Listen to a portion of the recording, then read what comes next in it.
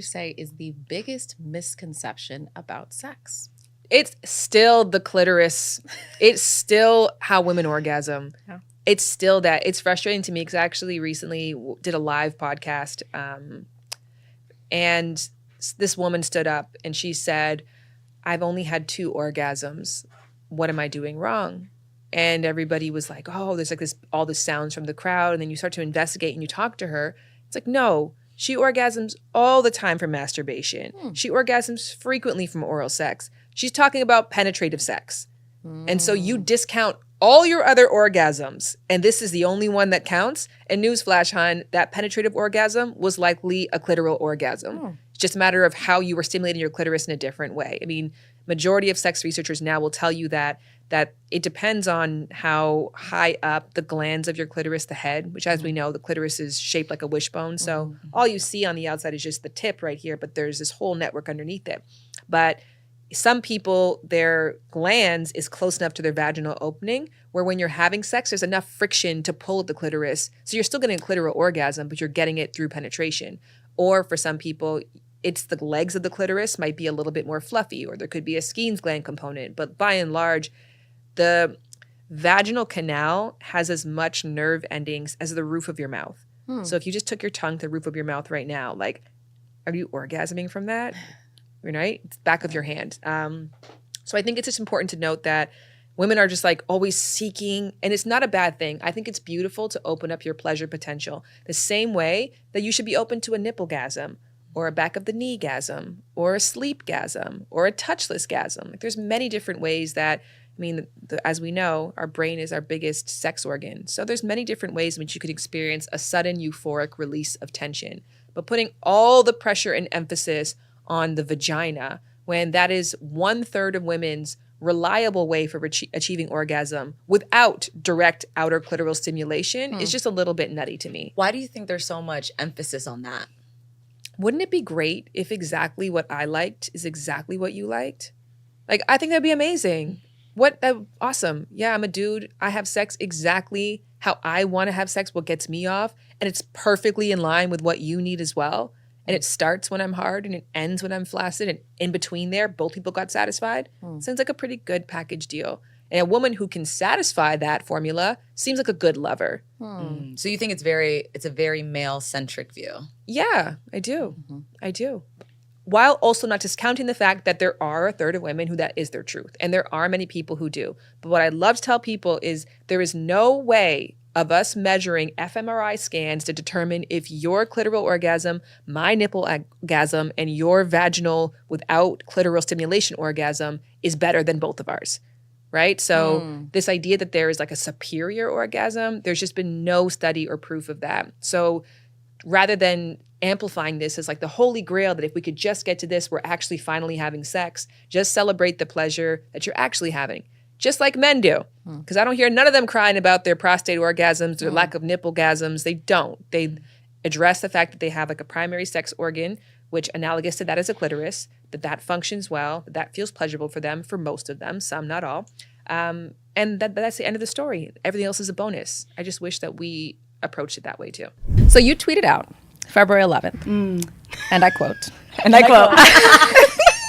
as one of the only Black girls in the country music scene, I hope B decides to sprinkle me with a dash of her magic for a collab. So people are saying this is proof of the power of manifestation. So the question is, was this you manifesting working with Beyonce in that moment? I don't think it was. I didn't get on there and think, I'm going to put this out into the universe and manifest it. For me, when I manifest and I do my affirmations and I write things down on pieces of paper and put it under my pillow and sleep with it there, and then I burn it the next day because you got to let it go. You can't hold on to these things. You know, you manifest it and then you need to let it go, and the universe brings it back to you is what I think works for me.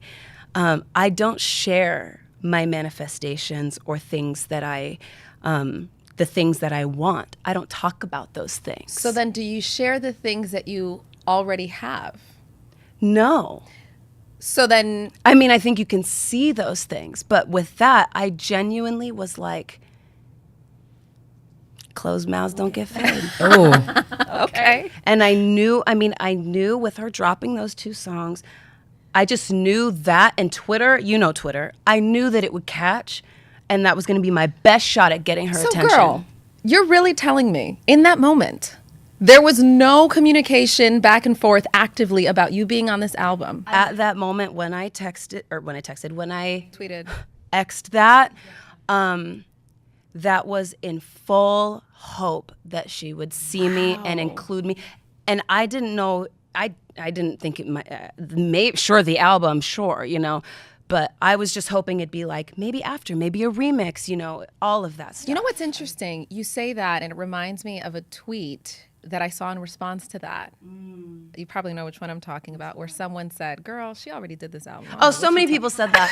And it's so funny because the tweet resurfaced 2 weeks ago, and all my people went and found all those and said, gotcha. Oh, guess what? She's on it. Oh, ooh, ooh. That's got to feel good. Definitely feels great. I just don't subscribe. You know, I just don't subscribe to that kind of thinking. What people don't realize, and now I've been in the music industry for 3 years that I've been releasing music, and I think what people don't realize is how I could upload an album digitally right now and drop it in an hour. So I'm not It's digital. I'm not a conspiracy theorist, but I had a theory about that conspiracy because I did see the video that you posted where you were. You're like, uh-oh. I know, I'm just so mad. Where you were crying at Renaissance when she came out. It was her birthday concert. Yeah. She came out and you were crying. And I was like, she knew. She knew, that's why. But you had no idea. So walk me through what you were feeling in that moment. That was my first time seeing Beyonce live. Homecoming, the like documentary, I was gonna say doc, and then I felt like people might not know. The Homecoming documentary for Beachella was what got me through 2020. I watched it pretty much every day. Not even pretty much, I watched it every day. I skipped like 3 classes at school to get home to be able to watch it when it dropped and when it came out, which was what, 2019? Was it 2019? Just so I could watch it because I had never really experienced her before. And I think I watched it twice in a row. I watched it the first time, and then the second time I was learning all the dance moves. And I just sat there on my couch like, tears, just tears. And with Black is King, I had to turn it off halfway through because I was hyperventilating because I just felt so connected. It's just always been that way for me. I've always felt very connected to her. And I don't really know why. I don't know how to explain why. But it's just always been in the back of my head. So you shoot your shot. Shot my damn shot. And then that phone rings. Ring, ring, bitch. Like, literally. What happens? Walk me through that moment. I think use your imagination. Okay. What can you tell us? I can tell you that I was extremely excited, and I'm still excited, and I'm still processing. I do want to wrap with this part, because everybody has, or most people have, this someone that they've been looking up to either most of their lives, or it's just their main motivator. I want to be there. Yeah. When you get there, what does it do within you to little Tanner? I mean, a couple days after, it was the realization that my biggest goal had been achieved. So, like, what now? Yeah. You know what I mean? And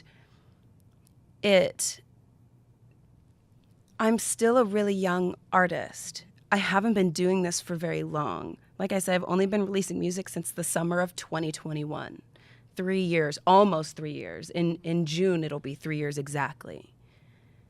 I'm a baby in this industry, and I'm taking it as a huge win. Thank you, B. But I am constantly writing music, constantly recording new music. I just dropped Whiskey Blues like 4 days ago, and people are loving it. And I'm really excited to be compiling an album. Once it was announced that you guys were engaged, you got kind of thrusted into the spotlight.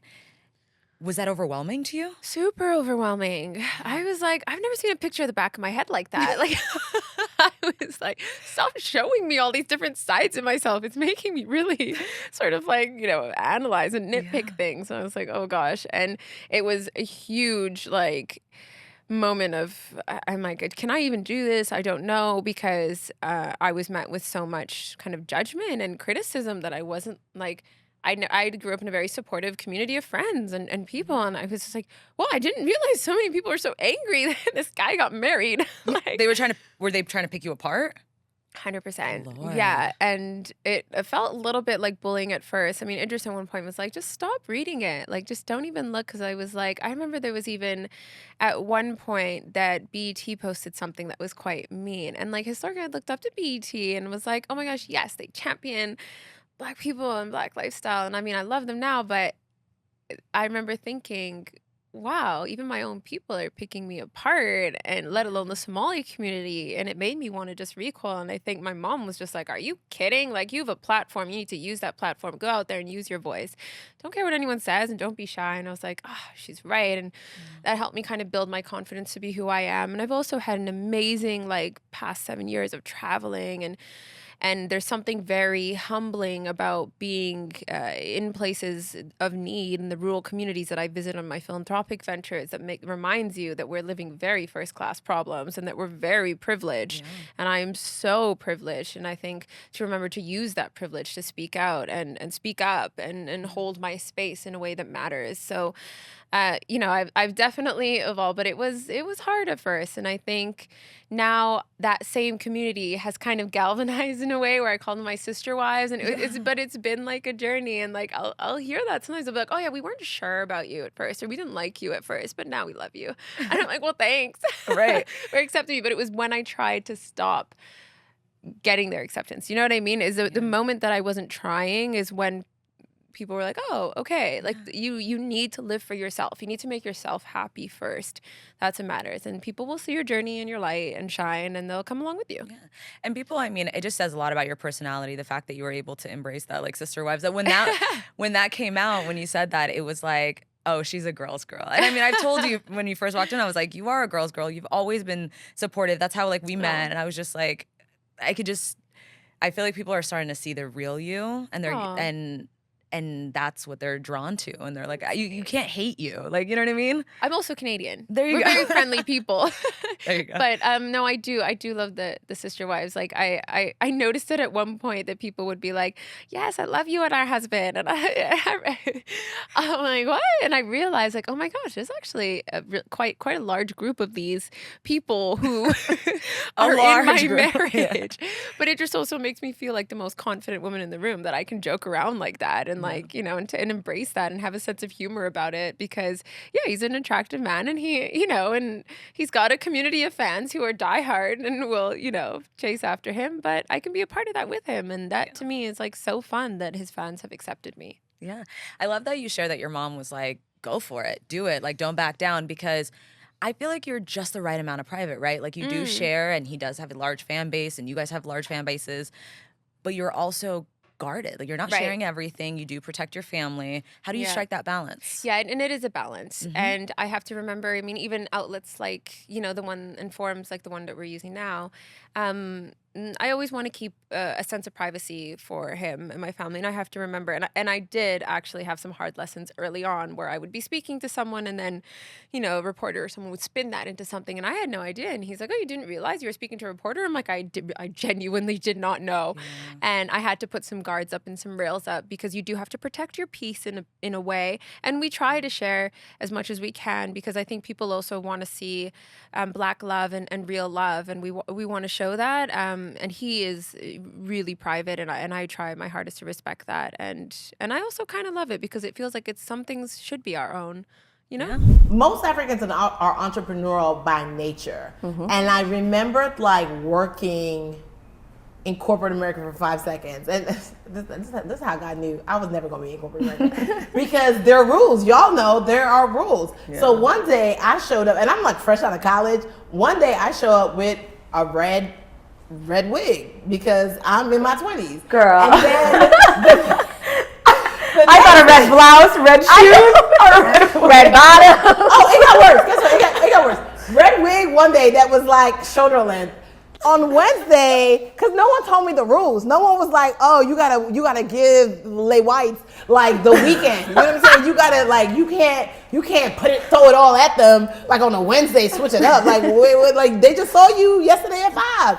And so Monday I showed up with the red hair because I'm like, oh, I want to switch it up or this don't match my outfit. I showed up with like a blonde bob on Wednesday. No weekend in between to buffer it. And then on Friday they were like, sis, and you could totally, you know how like when you're talking to somebody and you're looking them in the eye and the eye just goes up like above, like you're like, so what is it? Is this braids? Is this a wig?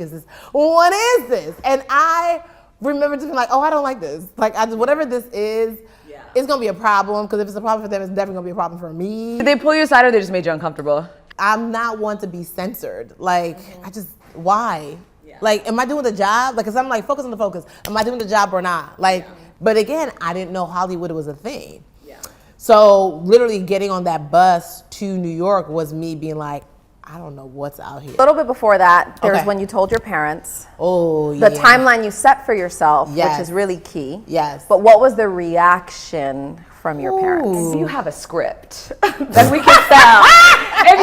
If you would like to be in the arts, but you have immigrant parents, say this. Call 1-800-355-HELP. So one of our talented house will be there to answer all your literally like I'll talk to the Latinas. You can talk to certain cultures. Oh, we can't help you. Just go ahead and go to medical school. Yeah, and then they look up the girl. Stop playing. You know they will beat you. Don't do this to us. Like it's like, oh no.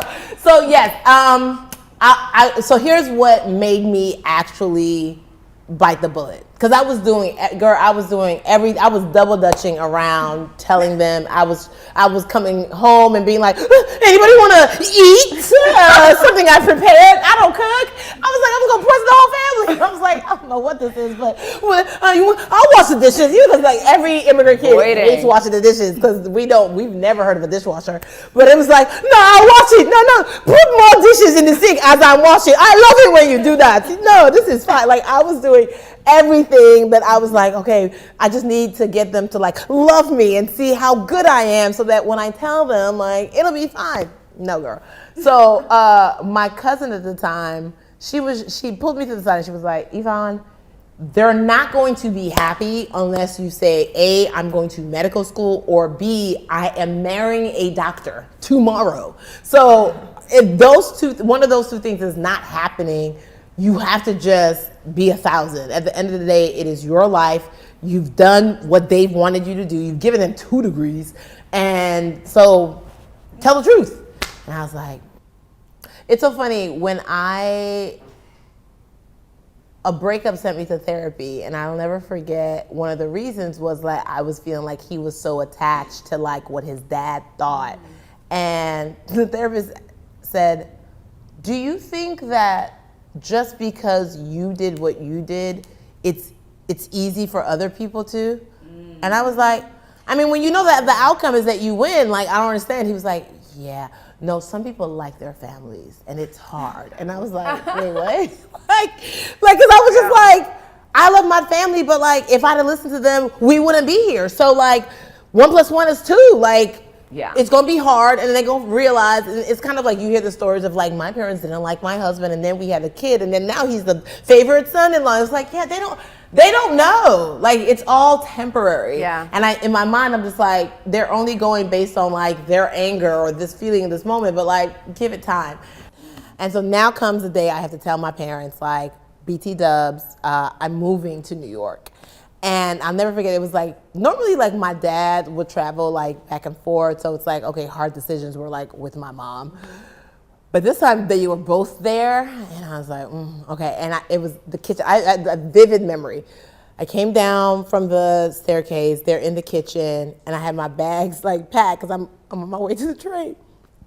And my dad was like, where are you going? I was like, okay, well, because I've been trying to tease it all week. Like, hey guys, I'm going to go to New York. There's this class I'm going to take for the summer. Like, just trying to like alley-oop it. Like, Right. with African parents, they get amnesia. Like, you never told us. Like, I literally have been telling you every day for the last month. Like, my dad was like, where are you going? And I was like, I'm moving to New York. And then my mom was like, well, if you're moving, when are you going to go to med school? And I was like, well, About that. So I'm not. Like, and first it was the waterworks. Like, my mom started crying, and it was like, if I die, it's because you killed me. I was like, wait, I'm responsible now for her whole death. Right. Like, no, that can't be. And then it was just the like, what did we do? Like, why are you doing this to us? And then in my silly 20-something-year-old mind, I was like, well, God, guys, I have to do this because, God told me. God told you. So he doesn't talk to the rest of us. I was like, I don't know. Oh my God, I don't know. And my dad was like, before you were born, who was God talking to? I was like, Moses? I don't know. Like, is this a trick question? Like, what? And he really could not let me have the trump card of Jesus. Like, he was just like, you're trying to use the Lord as your reason for breaking your mama's heart and then crumbling all of our dreams. I was like, yes, because who else would I do this? Like, literally, I was afraid of two people at this point. Jesus and my parents. Like, that was it. But I was like, I think this one trumps these people. One of them does trump the other. So was it drama? Like, it was not pretty? Oh, it was hysterics immediately. And my dad, I never think he was like making eggs. And my light flashed before my eyes because I just saw like the pan like getting thrown across the room. Like, I was like, it's not above him. And I just was like, oh my God. But it didn't. Like I was just like, the worst thing that will happen is just stay away from the pan. Just stay away from the stove. Don't be in direct like left hand, backhand slap of your mama. Like I had to. It was like a triage. I was like, they were there. My dad was there. My mom was there, and I was in the middle. I was like, all right, I'm out of range. And then if anything flies, I can duck. So there was a lot of tears, and I realized I was like, there's nothing I'm going to say that will actually make this better. So how do you avoid narcissists on a dating app? I think you can. I think that's a really good point. I mean, unless it's just so obvious because this person is just, shirtless. Every picture. And even that might not tell the whole story. But I think what I love about this question is I tell people when you're out there dating, say you've chosen someone, you go on that date, pay attention to them, of course, how they're showing up, but mostly pay attention to you. Are you saying yes when you want to say no? Are you giving in? Are you laughing at something that you actually find very insulting or racist or misogynistic? Are you laughing at their joke? Are they asking questions and actually listening to your answers? Or are they just doing a checklist, asking what might seem like the right questions? Are you really showing up like you? Or do you feel like you've kind of slipped into a different space in order to be pleasing and acceptable to the person across from you? Speaking of questions, when you are on a date, what questions do you ask to know if someone's a narcissist? Are you a narcissist? Have you been clinically diagnosed yet? First one. Right. You're Second, my name is Jeannette.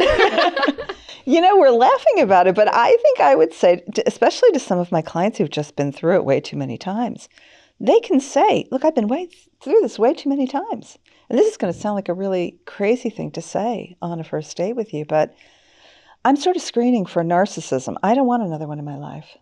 And so can we have a little conversation about that? How would a narcissist respond to that? They can be clever. So they might say, I get it. Me too. Oof. I've been around so many of them. I can't imagine how I'd be like, he's not a narcissist.